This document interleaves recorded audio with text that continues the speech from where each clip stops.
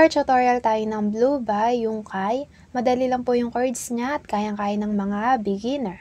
Okay ang kapo ay sa 4th fret at ang mga chords ay F, G, C, at A minor. Pagdating sa F, yung 2nd string ay sa 1st fret, 3rd string ay 2nd fret, and 4th string ay 3rd fret. And then sa strumming pattern, simply lang, down, down, down.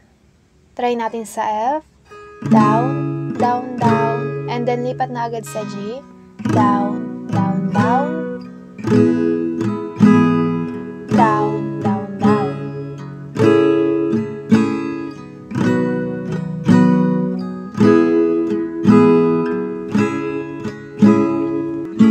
Your morning eyes, I could stare like watching stars. I could walk you by and that's all without a thought. You'll be mine, would you mind if I took your hand tonight? Know you're all that I want is life. And then sa chorus, same chords lang din at strumming pattern. Oh, imagine we fell in love and I found your moonlight skies with you. I think I'll picture as you with the waves, the ocean's colors on your face. I'll leave my heart with your hair, so let me fly with you. Will you be forever with me? Okay, pagdating sa chorus, may nadagdag lang na isang chord, E minor. 4th string at 5th string ay 2nd fret. And then sa strumming pattern, down lang. Pagdating sa C, down. E minor, down.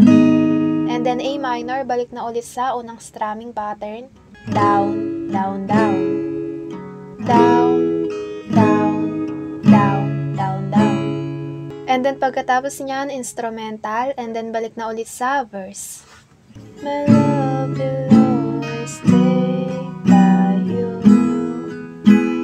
I'll keep it safe, so don't you worry a thing. I'll tell you I love you more. It's stuck with you forever, so promise you won't let it go. I trust the universe will always bring me to you. And then balik lang ulit sa chorus. Imagine we fell in love and I found your moonlight skies with you. I think I'll picture us two with the waves, the ocean's colors on your face. I'll leave my heart with your hair, so let me fly with you. Will you be forever with me?